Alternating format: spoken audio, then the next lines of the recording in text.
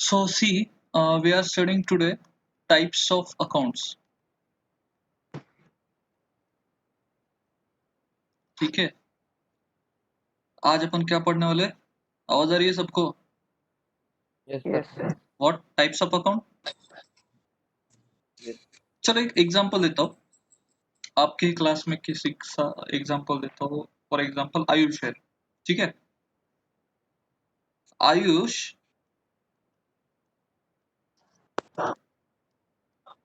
has paid to me, तो चलो श्रीकांत ₹10,000. आयुष ने मुझे 10,000 रुपए दिए, ठीक है? और आयुष रिकॉर्ड कर रहा है वो ट्रांजैक्शन उसके बुक में. मेक वन थिंग क्लियर, अगर वो खुद का बुक मेंटेन कर रहा है तो खुद के बुक में कभी खुद का नाम आता है क्या? नहीं. नहीं आएगा. ये बात नहीं. क्लियर रखना, एंट्री करते टाइम खुद का नाम एंट्री में कभी नहीं आएगा. मैं अभी एंट्रीज पढ़ाने वाला हूँ आपको, ठीक है? तो आयुष क्या करेगा? मेरे नाम से लिखेगा श्रीकांत से 10,000 रुपए, श्रीकांत को 10,000 रुपए पे किए, बराबर है? Yes. आयुष खुद का नाम लिखेगा क्या? नहीं लिखेगा. No. Yes. Clear? Yes. This is one transaction मैंने एक्सप्लेन किया है. टाइप्स ऑफ अकाउंट्स, उसमें फर्स्ट टाइप है आपका पर्सनल अकाउंट. पर्सनल का अकाउंट. ध्यान Real देना, account. ध्यान दो आप. इम्पर्सनल अकाउंट आपको क्लासिफाई करना है हर एक अकाउंट. इम्पर्सनल में दो टाइप है, एक रियल. नॉमिनल. नॉर्मली आप किसी को पूछोगे टाइप्स ऑफ अकाउंट तो आपको तीन बताए जाएंगे, पर्सनल, रियल और नॉमिनल. पर्सनल और impersonal that is not the proper classification, फिर भी उसको ऐसे इंटरप्रेट किया जाता है. There are broadly three types of account: personal, real, real, nominal. ठीक है? सो आपको कोई भी अकाउंट मीन्स, अभी इसके आगे क्या होगा, सिर्फ अकाउंट्स में बात होगी, ना कि कोई चीज में. सो आपको क्या लगता है पर्सनल अकाउंट्स में कौन से अकाउंट्स आते रहेंगे, रियल में कौन से आते रहेंगे, और नॉमिनल में? एनी काइंड ऑफ अकाउंट आपने अगर ओपन किया, जैसे कि कल मैंने एग्जांपल दिया था. फर्स्ट एग्जांपल क्या था कल का? आपको कैपिटल रेवेन्यू, इसके लिए मैंने एग्जांपल्स दिए थे ना. फर्स्ट क्या था? Building. बिल्डिंग. Okay. देखो क्लासिफिकेशन अच्छे से देखना. बिल्डिंग क्या है? Real account. मैंने अकाउंट नहीं पूछा. Building whether is your asset, liability और नेम ऑफ द पर्सन और expense. Asset. Asset. Asset. Asset है. Yes. सो याद रखना, रियल अकाउंट के अंदर all types of assets cover होते हैं. कोई भी असेट का अकाउंट रहेगा तो कहाँ पे जाएगा वो? कौन हो जाएगा वो? रियल अकाउंट हो जाएगा, रियल. ठीक है? Yes. Yes. इसके नीचे ऑल टाइप्स ऑफ पर्सन्स. याद से ध्यान देके देखो, ऑल टाइप ऑफ पर्सन्स के अकाउंट कहाँ पे जाएंगे? पर्सनल का अकाउंट. पर्सनल अकाउंट में. और यहाँ पे all types of income And gain. And expenses. Yes. Classification clear है क्या? पर्सनल अकाउंट के अंदर कौन से अकाउंट आएंगे? ऑल टाइप्स ऑफ पर्सन के अकाउंट. Yes. फिर रियल के अंदर क्या जाएगा? All types of All assets. types of assets. और नॉमिनल के अंदर All all types of income and And expenses. expense. All types of income. बाकी लोग सो रहे हुए, अभी तक गुड मॉर्निंग नहीं हुआ है क्या? आंसर करना है, ऐसे बैठो मत सिर्फ. Okay sir, all types of persons का एग्जांपल दो ना. देता हूँ, जैसे चलो. Bank. Any bank or. देखो मैं बेसिक आपको अभी ब्रॉडली समझा रहा हूँ. नाउ टेल मी, सैलरी कहाँ पे जाएगा? मैं आपको एग्जांपल दूंगा, आपको बताना है पर्सनल है, रियल है कि नॉमिनल है, ठीक है? Yes. Now tell me salary कहाँ पे जाएगा? Nominal Nominal. account. Nominal. Nominal. Nominal account. बाकी लोग भी बोलना है salary will go to nominal because what? It's an expense. Expense है। Expense. Expenses. From the angle of business आपको सोचना है, ठीक है? Yes. Now Yes. Tell me Rajesh account कहाँ पे लिखोगे? Rajesh Personal. Personal Personal. account. नाम है ना, तो कहाँ पे जाएगा? Personal. Personal account. Personal account. Okay, then tell me car कहाँ पे जाएगा? Real account. Real. क्योंकि वो असेट है। Asset, asset. Yeah. Yes. Okay, now tell me rent. Nominal account. Rent is my expense ना, Nominal. Yes. Yes. Yes. और it can be income. Rent मिल भी सकता है या दे भी सकते हो, करेक्ट? Yes. Yes. अब आपको समझ गया पर्सनल के अंडर क्या कवर होता है? All types of persons. Real के अंडर क्या आता है? All types of. Asset. और Assets. इसके अंदर बैंक है ना? नॉमिनल के अंडर, Asset. नॉमिनल के अंडर क्या आता है? Income and expenditure. इनकम है, expenditure. So Income and expenditure. इतना आप लिख के लो, आगे एक्सप्लेन कर दो, लिखो इतना।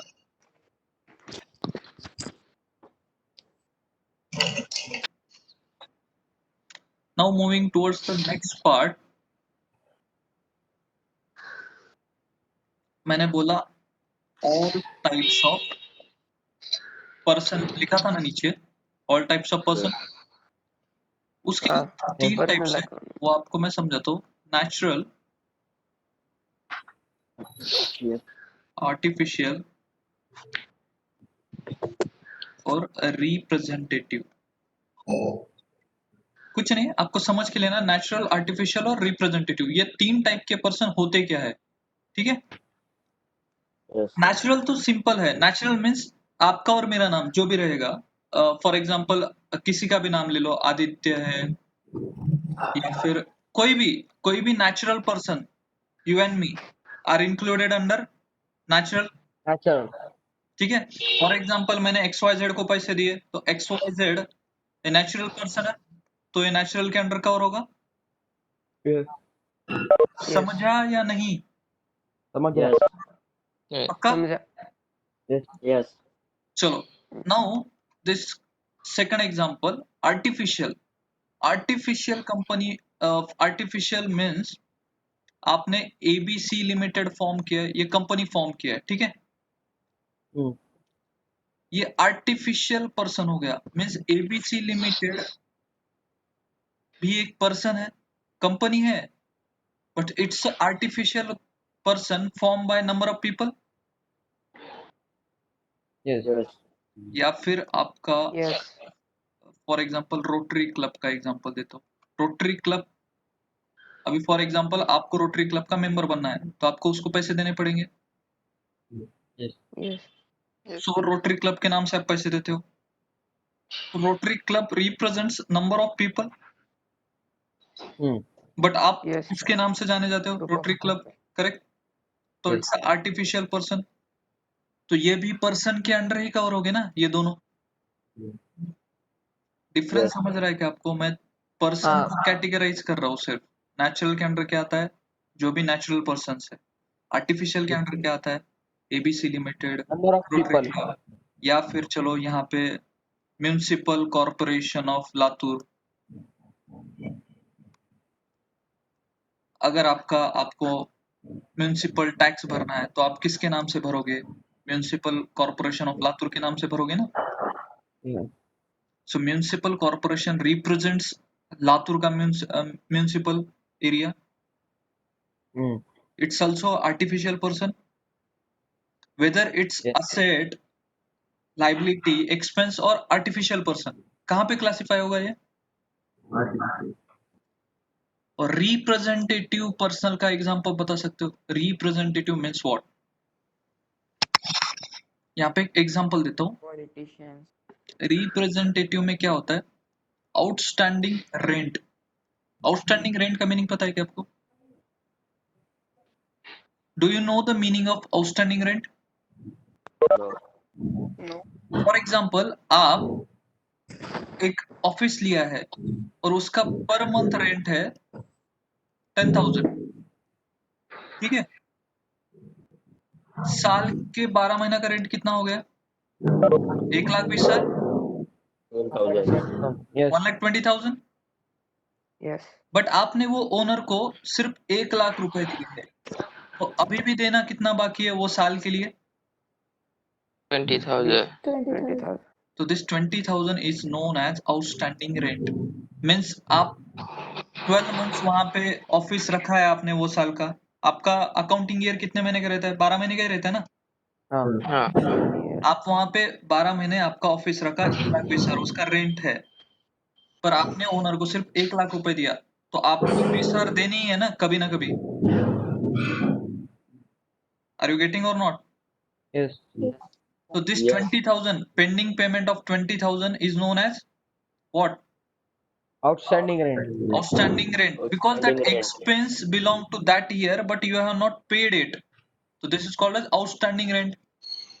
अब ये outstanding rent किसको represent करता है? ऑफिस ओनर को represent करता है ना? हाँ. ये outstanding rent है, but वो किसको देना है? ऑफिस ओनर को था उसको देना है। So this outstanding rent account represent whom? Office owner. Yes. Yes. So outstanding rent has become representative personal account. Hmm. Yes. आगे आगे बढ़ोगे तो और ज्यादा समझेगा। समझा हाँ. या नहीं? समझा. पक्का? Sir, Yes. Yes. Clear? sir, बोलो। sir, मुझे जरा समझा नहीं, और एक बार करेंगे? कौन सा रिप्रेजेंटेटिव क्या? हाँ sir.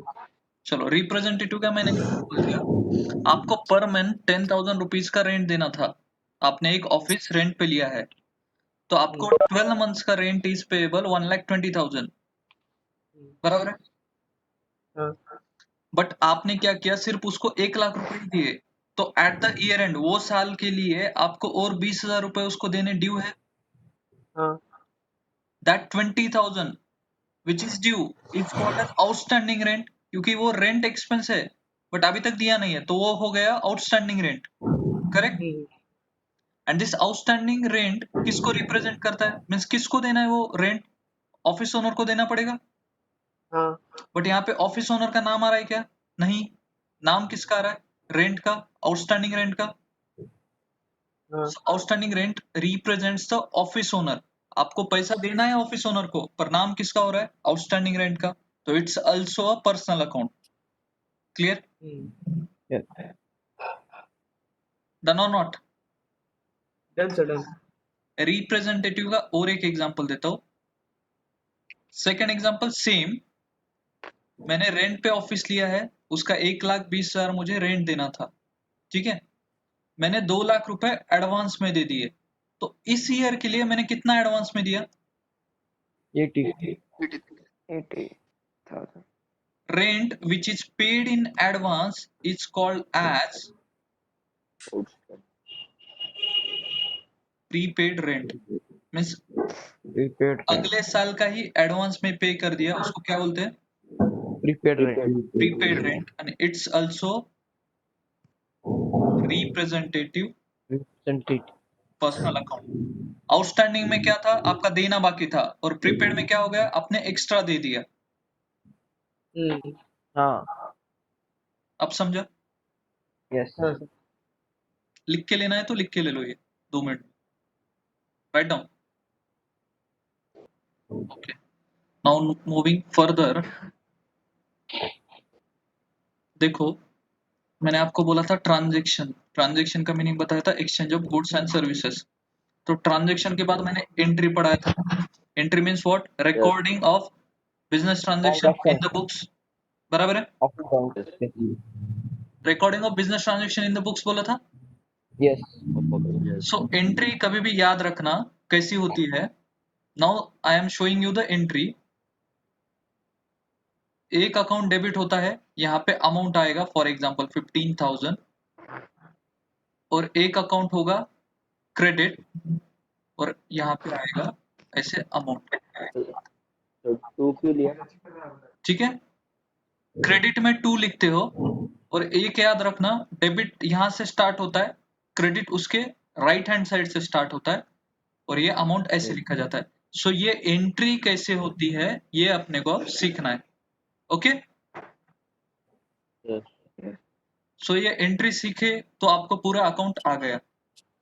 Now I am telling you the rules. ठीक है, सो मैं सबसे पहले आपको पर्सनल अकाउंट का रूल बताता हूँ। रूल्स है, मैं आपको प्रैक्टिकली पढ़ाऊंगा। पर्सनल अकाउंट में डेबिट कब होगा, तो रूल है Yes. Debit the receiver, It will be credit the. Giver. आप रूल लिख के लो, मैं आपको समझाता हूँ। Debit the receiver, credit the giver. Personal account debit कब होगा, जब कोई रिसीवर रहेगा, और क्रेडिट कब होगा, जब कोई giver रहेगा। गिवर रहेगा।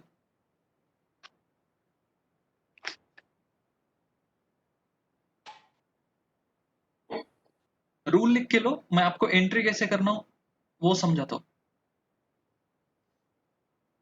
Yes. पर्सनल अकाउंट्स में डेबिट कब होगा, अगर कोई रिसीवर है,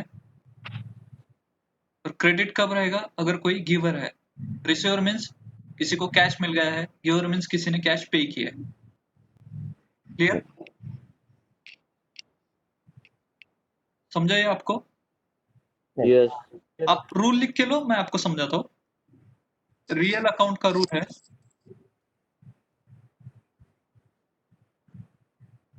debit what comes in and credit what What goes out। goes out?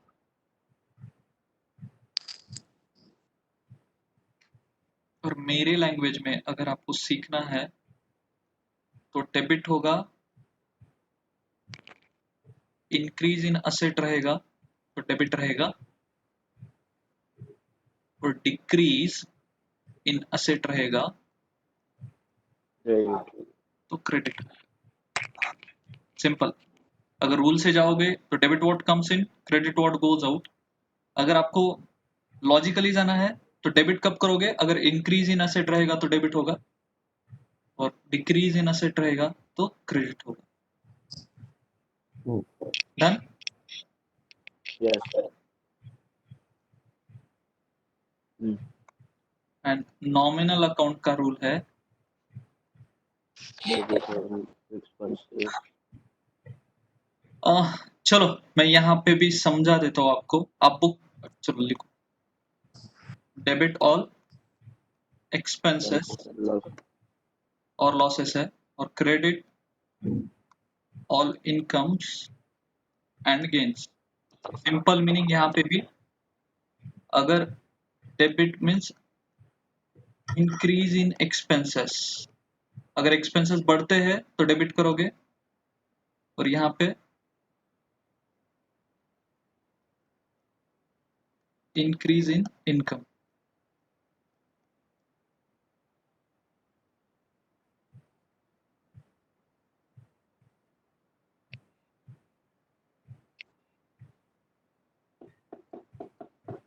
Nominal account का रूल क्या बताया मैंने, डेबिट करना है, कब करना है, डेबिट ऑल एक्सपेंसेस। अगर इंक्रीज इन एक्सपेंस रहेगा तो डेबिट होगा, अगर इंक्रीज इन इनकम रहेगा तो क्रेडिट होगा। ये अभी समझेगा नहीं, एंट्री कराऊंगा तब समझेगा। Yes. लिख लिया आपने? Yes. Nominal बचा है. हम्म, एक सेकंड। Nominal बचा है.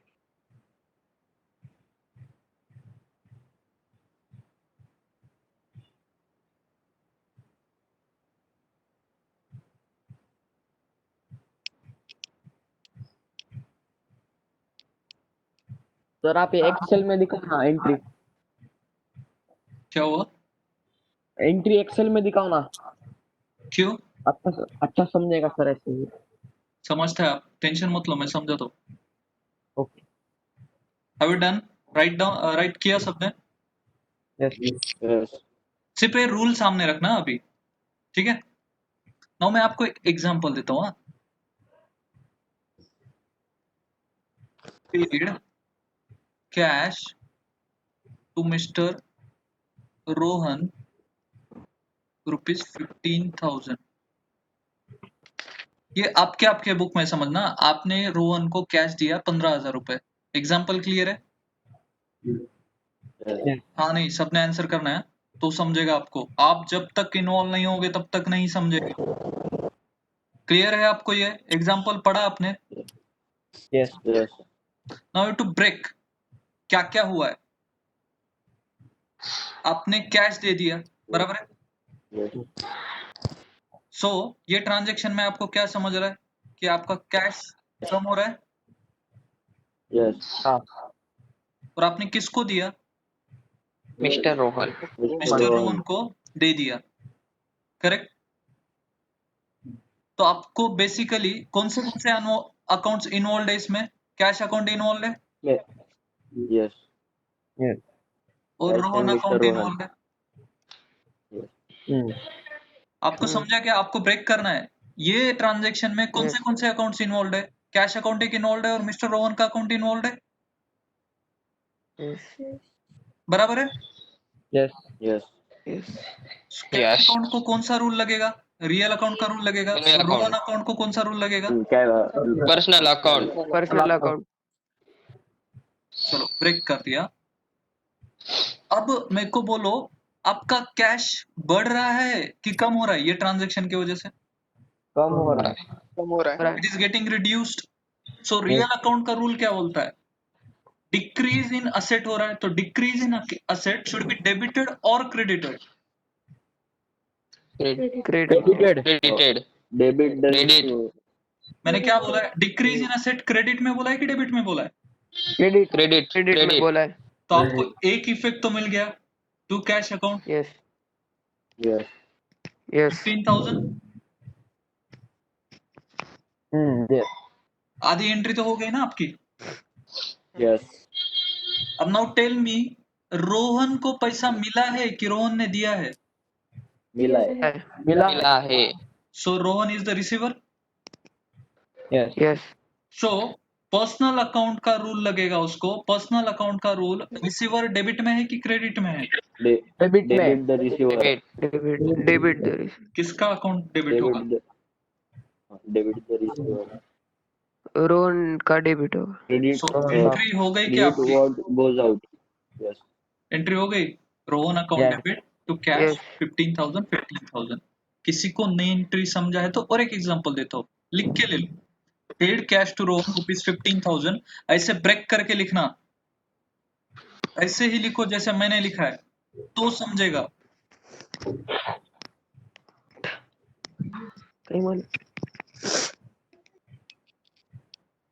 चलो नेक्स्ट एग्जांपल देता हूँ, उसमें सबने इन्वॉल्व होके आंसर देना है, ठीक है? Second example, cash received from Rahul ₹10,000। क्या एग्जांपल है ये? Cash received from Rahul. Cash received from Rahul ₹10,000। सब लोग ध्यान दो। नाउ सबसे पहले आपको फाइंड आउट करना है कि कौन से अकाउंट से इंपॉर्टेंट है। कौन से इंपॉर्टेंट है इसमें, ये ट्रांजैक्शन में? Cash account. Cash and Rahul account. Rahul. ठीक है, इतना तो समझ गए आपको? यस। अब कैश का देखते हैं तो वेदर कैश इज इंक्रीजिंग और डिक्रीजिंग। इंक्रीजिंग। सबसे पहले कैश, इंक्रीजिंग। चलो इसके नीचे लिख लो, कैश रियल है और राहुल क्या है? पर्सनल। पर्सनल है। ये इतना समझ गया, कैश रियल है और राहुल पर्सनल है, यस। क्योंकि कैश असेट है। अब ना रियल अकाउंट का रूल लगाना है। सो कैश इज इंक्रीजिंग और डिक्रीजिंग? इंक्रीजिंग। किसी से कैश मिलेगा तो इंक्रीज होगा, Yes. So increase in asset debit करना है कि क्रेडिट करना है? डेबिट डेबिट रियल अकाउंट का रूल देखो, increase in debit asset debit debit. Debit asset Yes. Now tell me, Rahul is the giver or receiver? Giver तो Giver. Rahul को क्या होगा? Credit credit credit. So entry क्या होगा? Cash account Cash account. Cash account debit 10,000 to Rahul account. Account 10,000 entry सबको clear है क्या? Yes. Yes. ये वाला समझा क्या? जिसको नहीं समझा था Yes. इसको थोड़ा समझा आगे. Yes. Yes. थोड़ा लिखो सा लिखो.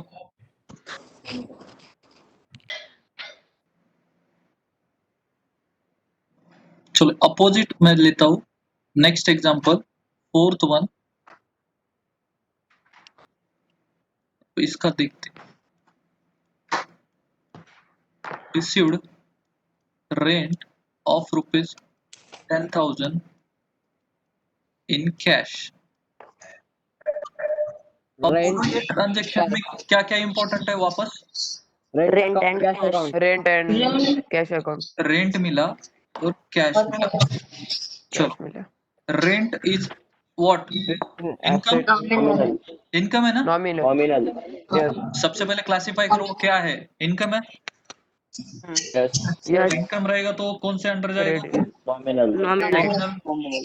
और कैश क्या है? असेट है तो Real. रियल अकाउंट का रूल पहले लगाने का इजी जाता है. So increase in asset check increase in asset और decrease in asset. Increase in asset Increase. Increase in asset Increase. तो Increase. Debit debit. डेबिट और यहाँ पे इनकम है कि एक्सपेंस है? इनकम है ना? Yes. नॉमिनल अकाउंट में इनकम आएगा तो डेबिट की credit. Credit Credit. So simple entry क्या होगा? Rent account. Cash account debit. Debit देखो कहाँ पे है? पत्रन to 10,000 to rent account. Rent account 10,000. अब थोड़ा थोड़ा हो रहा है कि क्लियर? Yes. जैसे टाइम दोगे वैसे वैसे ही क्लियर. नो इसका मेरे को आंसर देखते आता है क्या आपको?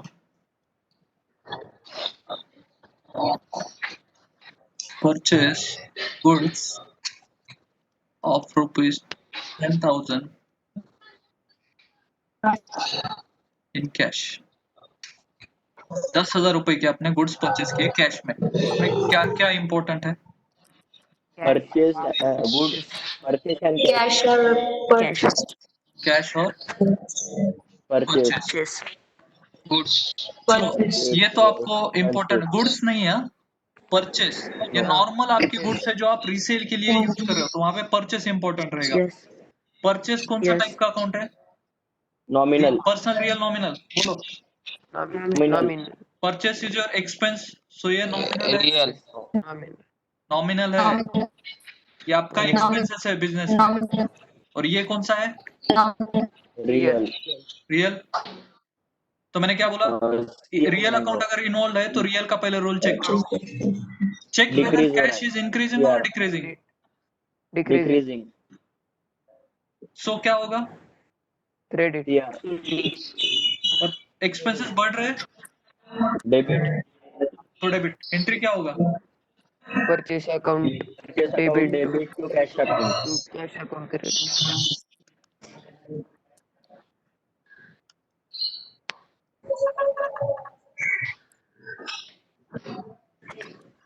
नेक्स्ट एग्जांपल क्या दिया मैंने? Purchase computer of rupees 50,000. Full stop. Purchase and computer Purchase and cash आएगा ना सर? देखो Purchase and cash.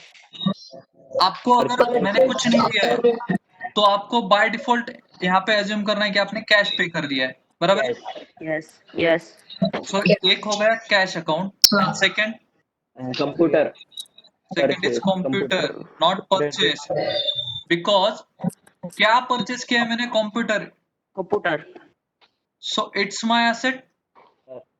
Yes. Yes. ये नॉर्मल परचेसेस है क्या? Yes. No. असेट का परचेस है ना? Yes. और दूसरा मैंने कैश पे किया है, Yes. Yeah. दोनों असेट्स है, दोनों रियल अकाउंट है, बराबर है ना? Yes. Yes. So computer purchase कर रहा हूँ तो नया कंप्यूटर आएगा बिजनेस में, Yes. Debit. सो मेरा असेट Debit बढ़ेगा to तो computer, कंप्यूटर आया credit means the cash. Debit हो गया ना? Debit होगा. Yes. Yes. और मेरा कैश जा Yes. रहा है तो कैश क्रेडिट होगा, Yes. Yeah. So simple Yes. Entry would be what? Computer computer account account debit to debit cash account. To To cash account. Cash Cash account account. 50,000। Thousand. Clear है क्या? Yes.